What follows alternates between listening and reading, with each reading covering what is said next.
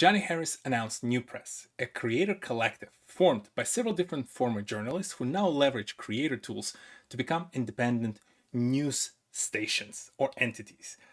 Will this be a successful enterprise? How sustainable it is, and what kind of pitfalls may it encounter? This is what I want to explore in this video. First of all, if you've never heard of Johnny Harris, this is his channel. Highly recommend for you to go and subscribe to him right after this video, because he has some of the most interesting video essays on the topics that have a lot more nuance or require a lot more nuance that usually is given to them in those 30 to 60-second spots on major media channels. And NewPress was essentially something that he wants to do to help other former colleagues or folks who used to be journalists in major entities, whether it's a digital or legacy media, to go independent and kind of like follow his playbook.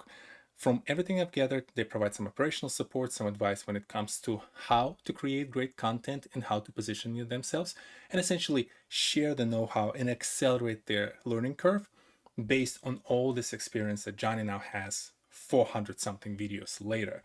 The initial members of the NewPress are Christoph, who is essentially managing the Tunnel Vision, just recently announced channel. Also, the channel announcement was when Johnny Harris finally revealed that NewPress is coming our way. And then the original secondary channel that they created, which was Search Party. Between these three, we already have a body of work to look back on and decide, is this something that can be successful? And I think it can. I have Cleo Abrams over here, who is my favorite, someone who I'm biased towards, because I think I made a video about her when she was still around 100k subscribers. And I think Cleo did an amazing job. She grew now the channel to almost 5 million subscribers, well deservedly so. And she creates a series of different, very interesting exploratory subjects that essentially try to put a positive spin on the evolution of the technology. And when you look back at Johnny Harris and kind of like his team, their angle might be a lot more exploring the society, exploring the politics, some certain interesting historical events, and again, giving them a lot better nuance that usually other media entities give them. From the perspective of the future, I think we also have to look and say, is this something that can potentially turn not only into the video format, but another example of a journalist from MSNBC, right, going and creating their own entity. We have in front of you essentially Zateo, right? Zateo, if you're not familiar, was created by this gentleman, Mehdi Hassan, who is essentially used to be a former media, I think, analyst and journalist. He went independent, left MSNBC and created this entity, which is now clearing about $3 million in revenue. But it's actually a lot less focused on the video, and as you can see, a lot more focused on the written press, so newsletter style. Or we have Dynamo, which is more recently announced entity, which was created by former editor-in-chief of the Business Insider, if I recall correctly. And the whole idea of this website, or specifically the content that they're going to generate for the YouTube, TikTok, and LinkedIn, is all about kind of like keeping more sophisticated consumers informed on the latest news in the world. The reason I'm drawing the parallels between the two, because if you look back at Johnny Harris' style content, it's a lot more essay-based, a lot more focused on individual stories within kind of like the realm of that kind of like historical, societal, economical development. Mehdi takes a spin on it from the written perspective to keep people up to date on the latest news, and kind of like, I would say, a lot more leaning towards the opinion pieces versus just purely giving you the raw news, although from what I've seen, they give you raw news as well. And then it seems like Dynamo will be a little bit more on the raw news side, a little bit less focused on opinion pieces or the works like what Johnny Harris will provide. So I think it's good that they're all different flavors, so we'll be able to kind of like cross compare and see what model of this approach is more successful than the other. But when it comes to Johnny Harris, what I'm very curious about to explore is there enough of space right now for this kind of content? Because it's good on a one-off basis, but when you start creating a formal organization around it, now you're entering this area where you have to maintain the interest from the audience between those videos that sometimes take a month or so to release. And one could argue the fact that you have multiple different channels right now in NewPress already gives you kind of like an opportunity to sequence the release of the videos in a way that's going to keep audience engaged, but ultimately you're still managing it across several different channels. So one of the thoughts that I had is that would the future of the platform like this lean towards Nebula, which Johnny Harris already posts his content on, and would Nebula become kind of like a host for all of this content so that folks can go and consistently consume NewPress content outside of the normal publication cycle, but at the same time, people are lazy. Convincing majority of your audience to go and check Nebula every single time can be an additional hoop that not many people are interested in jumping through. So that now creates this, what I would call, three-headed problem statement that you need to tackle. You want to tackle, obviously, the distribution side of things and kind of like who and how you target. You want to tackle the monetization side of things and how you're going to actually create something sustainable out of it. And on the heels of the sustainability, how do you manage the costs and how do you ensure that, again, in between those video releases that usually takes a lot more than writing a newsletter or say producing a short form video like Dynamo, how do you ensure that you can still sustain and support all those creators and journalists that join your fray? And also, how do you continue to support them through operational backbone, which again will require some folks being hired full time? So I just wanted to explore quickly those three areas. From the perspective of the audience and really understanding who you target, it's almost like the question, hey, Tahir, how would you approach it if you would be in the position, right? Like, what would be the advice I give Johnny and his team? And I think the first advice I would want to give is to really decide, and this is a slide that I've shown, I think, in one of my prior videos. You can always click back and see kind of like how I discuss the value proposition, how you drive the value towards your viewer, and how you target them. And this is kind of like the visual that I want to bring back to remind that usually across different types of content, creators fall into one of these three circles, right? They can be somewhere between the two circles. They can be rarely somewhere in the middle, or quite frequently they just solely reside in a single circle. And each circle essentially represents a type of content, right? Like I break it into the education type content, information type content, entertainment type content. It does not look like Johnny Harris's team was going to be focusing a lot on the entertainment side of things. So it's going to be really between the educate and the inform, probably somewhere in this area. And the reason why I think it's important to think through it is that when you start thinking about the collectives, you want to ask yourself, who is the persona that I'm targeting? Like I like Dynamo, the one that I use, because they very much said that, hey, it needs to be an affluent individual who usually consumes content on some of these platforms. And I'm pretty sure they also have some idea about like, their average salary, where they're located, kind of like a standard marketing persona. For Johnny Harris, for NewPress, they want to explore something similar for a reason. If they will continue kind of like driving the audience towards all the channels, you want to make sure there's some consistency in themes that are attractive to the persona who they want to drive through all these channels. Johnny Harris already developed, right, like 6 million worth of audience who will already represent a particular persona. And the question is, does it mean that every single journalist who joins NewPress in the future have to kind of like attract similar kind of persona or create the kind of content that that persona would find interesting? Or does NewPress become a new way for folks to discover all of these creators? And almost like you flip it on its head, instead of Johnny Harris driving the audience today to NewPress, which makes sense as a new founded company, but doesn't mean in the future, instead, NewPress will be the reason why folks come and start kind of like consuming content, and then they find the ones that are more interesting for them. Maybe it's one of the journalists who more focused on education side versus more focused on information side, or who knows, maybe NewPress even introduces like an entertainment style educator and informative channel into their panel, their portfolio of channels. This is an important question to decide because it will influence a lot of decisions down the line. How many channels join NewPress? What kind of channels join NewPress? Who would be a great profile for them to go and pursue if, say, there's already a similar kind of creator out there who might be struggling right now to grow but produces amazing style content, because there's so many crazy, amazing, creative channels out there who do tremendous work and they do not have the appropriate number of subscribers and viewers. NewPress can generate that for them, but does it make sense for them to join? So that's where it all kind of like starts with the persona, and all starts the kind of value you provide. Because once you decide on those two, once you decide, okay, this is the kind of persona I'm targeting, this is the kind of value I want to provide, you can start making your decisions about the channels that join, the content, the frequency of the content, and how you're going to start building towards the monetization. And when it comes to monetization, One example I want to share, and especially if at any point someone from NewPress will see it, this is a good source of inspiration, but also maybe a little bit of a cautionary tale, which I'll explain in a second. Second wind.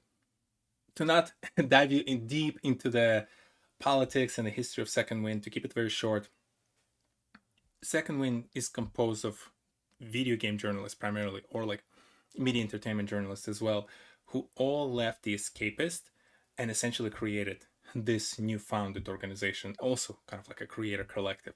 And second wind is a great example because the history is kind of like somewhat similar, albeit the the trigger point that generated or created, I guess, second wind was the fact that all of these journalists were not happy with Escapist, their then former employer.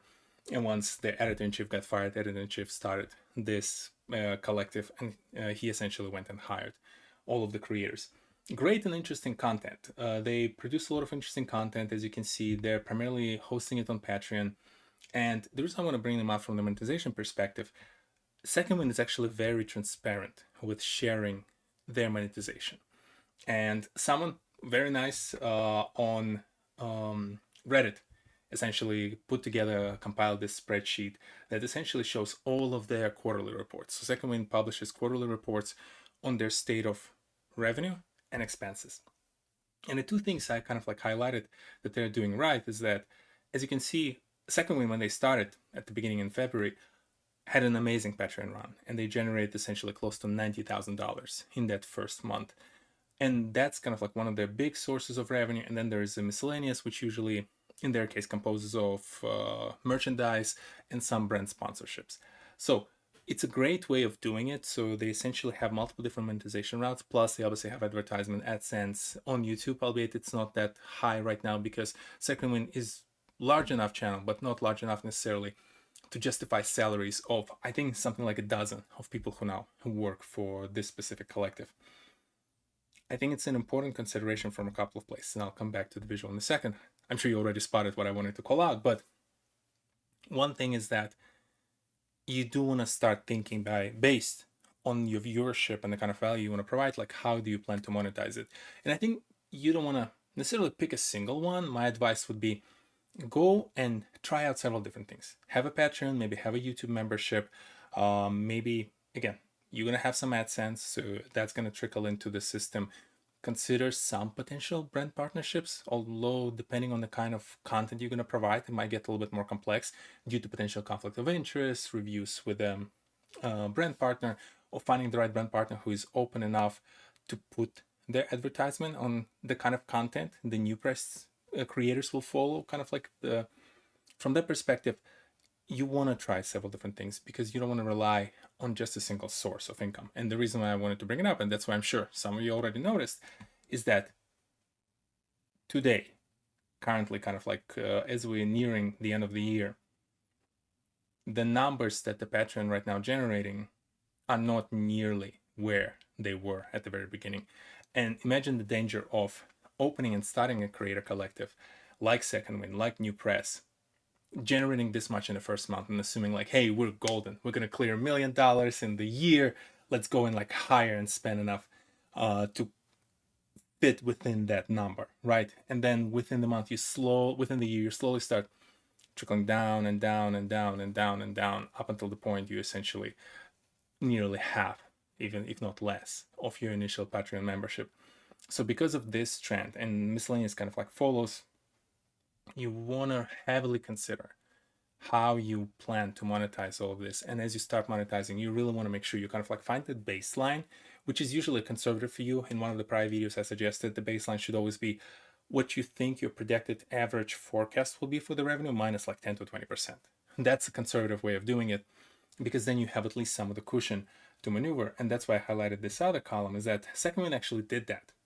And they did this very clever thing that they created a war chest, where they essentially piled a lot of the funds from initial few months to ensure that they have money to spend if things get a little bit slower and they need time to kind of like promote. Because right now, I think when I was looking at the page, right, they're back to like 42K. So they managed to increase off of this 36K number. But you saw that in part that caused them to go and dip into the war chest a few times through the quarter, just to ensure they're in a better position and they can still invest in the future content. So this is kind of like becomes this important consideration for collective, and especially NewPress being the new kid on the block, is that coming from the value they provide to the viewer and the kind of viewer you're attracting, you want to think which platforms there will be, which will subsequently influence the kind of revenue opportunities you will have. And again, at that point, you need to start considering, am I going and posting everything on YouTube, which gives me access to AdSense? Does a lot of it land on TikTok, which has a lot fewer monetization options? Do we have again, because of the type of content we produce, Spotify in the fray, and Spotify now will have partner membership revenue share program. So things can start kind of like forming around that idea from the monetization perspective. And at that point, it leads you to the key question that I had kind of like in the follow-up to all of this, which is the expense management. From the expense management perspective, you want to keep it very low. Like, this would be my advice again to Johnny Harris and NewPress team, is that surely they have right now a few folks, right? Obviously they have the Christoph. I apologize, I'm forgetting the name of the person behind the search party. You have Johnny Harris, you have his partner who is kind of like helping them business manage a lot of those things. There are a couple of editors and I'm sure some graphic folks, because the graphics on the channels are amazing, right? So you have a handful of folks who are working, whether it's a freelance or 1099 some other way, like W2 format. You have expenses that are fixed for those employees. And I would strongly consider not blowing beyond that initial base, especially as you're trying to, again, figure out and navigate who's the persona, how do we target them, what kind of value we provide, what is the criteria for someone to join NewPress, how does the revenue share work, and does it work across all the channels? And then from the cost perspective, that's the one I would actually heavily influence, and I would say it should definitely follow the shared service format. Because if you think about consistency, and if say they picked a very specific persona and they picked a very specific value they want to drive, arguably then you understand the criteria for what makes a great video for that persona, which means you can predict and say, we'll need X number of hours from the editors, Y number of hours from thumbnail designers and graphic designers. And at that point, you can potentially just agree that those who are right now freelancing for you, right, and maybe working on a one-off as you're working towards a particular video, can they now be more sustainably employed, which gives them peace of mind that they have kind of like consistent paycheck, and gives you peace of mind that you always have individuals who are kind of like shared and can apply their skills and their services across all of these channels, right? And at that point, it becomes more of an operational problem of figuring out, okay, how do we make sure they prioritize the right projects? How do they work through them? Kind of like how do we pay them, and what cost center kind of like it all allocates to. There's some additional considerations on the backbone, which I naturally fall into because I love that kind of stuff, and it's my kind of like operational experience comes in. But you kind of want to start thinking about that, and I think this is one of the benefits of the NewPress for any creator who's joining, because they no longer have to carry that expense on their own, right? They can kind of like take advantage and benefit from the revenue side of things and do some of that revenue share, but they also can benefit from the fact that they no longer have to employ just a single editor. That editor can be expensive enough to employ full time, but now they're no longer sitting idle, because while they're not working on your video, they can be working on someone else's video within the NewPress umbrella. And that kind of like creates this very nice base that both allows you to learn from each other, co-manage your costs, and also ensure that as you scale, you understand, okay, based on the available resources, based on where our revenue is, and based on that like conservative forecast of taking off 20% to make sure you have some money in the war chest, you can afford to take on another one, maybe two channels. And who are those channels? Are they addressing the right personas? And where does this kind of like takes us and places us from the perspective of, if say AdSense drops out or some brand partnerships don't go through, like, can we still support it and sustain it? A lot of these kind of like thoughts and conversations need to happen. I'm sure they're already happening. Knowing Johnny Harris, from hearing a little bit from his partner, they're very highly intellectual individuals. I'm very confident, and I'm not being pretentious to say like, oh, I'm discovering America for them over here. I'm pretty sure they're asking all these questions, but I think it was important for me to make this video to tell you about some of these factors, because I don't know if Johnny will later down the line share their thought process, how they essentially planned all of this. It'll be interesting content. There'll be interesting content for someone like me to see how they went through this process. I would love to learn. But in lieu of that, at least now you have this video to kind of like start thinking through and realizing, okay, there's a certain sequence, right? You need to go from the perspective of who you target, how you target, and what kind of value you provide, to thinking about monetization, how you're going to make money, and then ultimately thinking about how you're going to spend it to ensure you have more sustainable business that's slowly growing in the future, and you don't assume that that spike at the very beginning is kind of like that trend line. Spikes always come, and then there's some certain stable trend of revenue that you arrive at as a creator, and there's still some volatility, and that's why your conservative approach needs to be there as well. Depending on the economy, the brand partnerships, the state of the platform, something else happening in the world, that revenue will fluctuate. So you always want to make sure you have that baseline and you have that war chest to rely on. And my final thought process and conclusion of all of this is, what does it mean for the industry? Does it mean that all of a sudden all of your, like, Jack Tapers of the world, I don't know, I don't watch enough of news to remember all this. I don't know why. I think Jack Taper, the only reason why I remember it because I was listening to a podcast, someone who worked for him, and that's why his name came to my mind, because I don't watch any of this legacy media anymore. Does it mean they're all going down and all these journalists go solo? Some of them will. I don't think this means that all of them all of a sudden become creators, right? First and foremost, if you think about the type of folks who join NewPress, or the type of folks like Cleo Abram who like went independent, all of them had a very heavy experience in creating that kind of videos and managing their own independent projects. A lot of other journalists who currently you can see on like your cable or any on the air channels, they are experienced in delivering the news and being kind of like the talking head of that channel. They don't know how to produce some of that stuff. They don't know how to set up the lighting, the cameras, the sound, all of this. So for them, it's going to be a lot harder to do that. So I don't think all of a sudden all of them are going independent and starting their Patreon channels. That ain't going to happen. And also from the perspective of the media itself, it still has room. It's dwindling, it's slowing down. Some of the networks will shut down or get kind of like, picked up apart and acquired by someone else. But we will still have legacy media. There's still way too many people who rely to get their news on the TV, but there is a growing trend of folks of my generation, millennials, and then the Gen Zs and Gen Alphas, who skew more and more towards getting their news from other sources. So that's number one.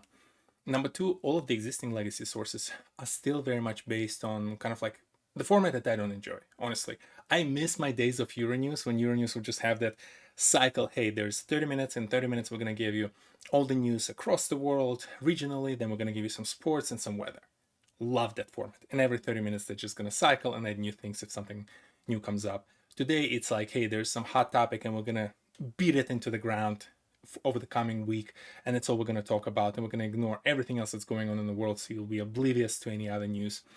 Or we're going to get a bunch of people to just yell at each other because it's cheap, because you don't have to go and invest and send someone regionally to go actually be a journalist, right? They're just going to sit there, yell at each other, and call each other analysts.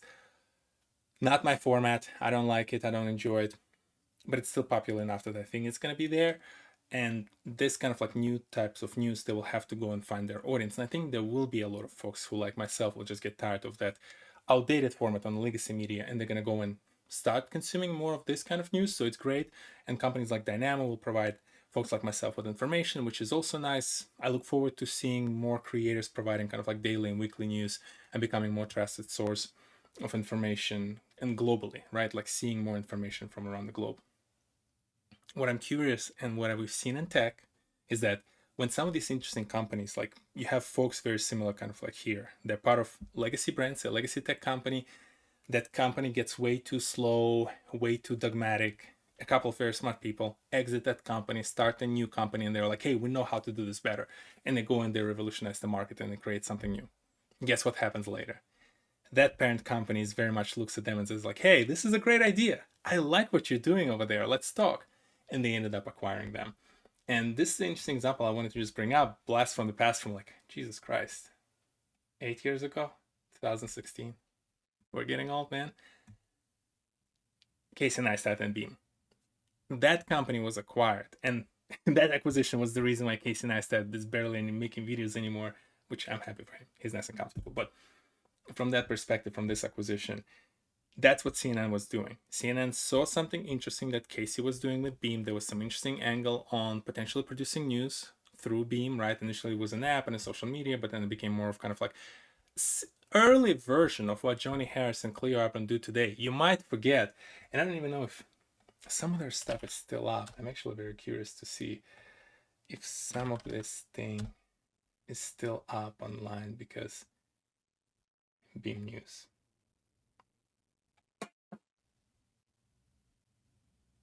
Yeah, if you'll spot, so you see, like 5 years ago, a lot of this content, and I'm hope I'm on the right channel. Yeah, yeah, it looks like it. I was actually open shortly after, so this was created, I think, after the acquisition. But if you look back at it, the kind of content they're making over here is very similar, if not identical, to what essentially Johnny Harris and NewPress folks are making today. So as you can see, it's not like they were doing something completely, like Johnny Harris and NewPress, that they're doing something revolutionary. This has been done before, and this has been attempted before, and partial success, right? Like CNN acquired them, worked with them for about a year, and essentially just shut down the brand itself and dispersed the teams. And I think some of these folks are still working for CNN because they were like ultra talented. But this has been done before, and we've seen that example. And I think that's going to be interesting to observe if down the line, as we kind of like evolve, right? As NewPress evolves, I bet you the Fox Medias of the world, your ABC, so Disney company, right? Like CNN, which I think CNN is like what part of? I'm forgetting News Corp. I think I'm forgetting who they owned by, but essentially all of these major channels are really owned by like 2 3 companies, and those 2 3 companies will be looking over their shoulder and realizing like, wait a second, there are a lot of these interesting journalists going independent, leaving my umbrella and creating this highly engaging type of content, and there are millions of people following them, and I'm going to start knocking on their doors, and I'm going to start offering them things in return for joining back the major machinery and essentially becoming part of it and helping them drive the revenue and drive the eyeballs towards both their content, so say NewPress content, but also the content from say CNN if CNN ends up acquiring NewPress. So that's going to be an interesting trend to observe. I don't think it's going to happen next year, but seeing some of these media companies evolving, some of these collectives essentially developing, as some of them become very independent and they'll prove that they have a good model, they know how they target and who they target, and they know how to generate sustainable revenue, they're going to become very interesting acquisition targets. And maybe initially for some of these companies, it's not going to be of interest because they'll be like, I'm finally out of that dogmatic world. I love being independent. A few years of grind, kids, house, considerations about the retirement will sway their opinion. And I think as we've seen it in the tech world, where all of these like hot, smart new startups getting acquired by the older legacy companies because of the technology and the things that they offer, we will absolutely see companies like NewPress being acquired by major media conglomerates and kind of like being brought into the fray under that big umbrella of the corporation to ensure that corporation can benefit, but also hopefully some of these creators get paid nice amounts of money like Casey Neistat, and they get to go do something else, surf in California for the rest of their life and pretty much just enjoy their day to day building some shelves in their New York studio, right? Like things like this, like whatever is Casey up to these days. So it's an interesting development. Again, I think an important factor, if you're a creator who is considering this, go through the same motion of thinking if you're planning to create like a collective. Think about who that collective will target, what that persona look like, how will you monetize it in a way that feel natural to that audience so they don't feel frustrated by your monetization options, and how do you plan to manage the costs to ensure this becomes a sustainable business. If you're stuck, if you're not sure how to approach it, reach out. I have these conversations. I don't like sell courses or consult, but I just like talking to people about these problems. So if you want to just talk for a couple of hours, or if you want me to kind of like make you a proposal, happy to do so. I'm doing all of it for free. So from that perspective, it's going to be just interesting to see where it evolves, and I'm definitely going to be paying attention to how like this legacy world reacts to all of this, and who will be that first company to be acquired by a legacy media company to kind of like drive all of those eyeballs back to the main mothership. We'll see. This is going to be interesting 2025, 2026, and I look forward to being hopefully part of it and help some of you out there reach those goals. I'll see you next Saturday. Peace.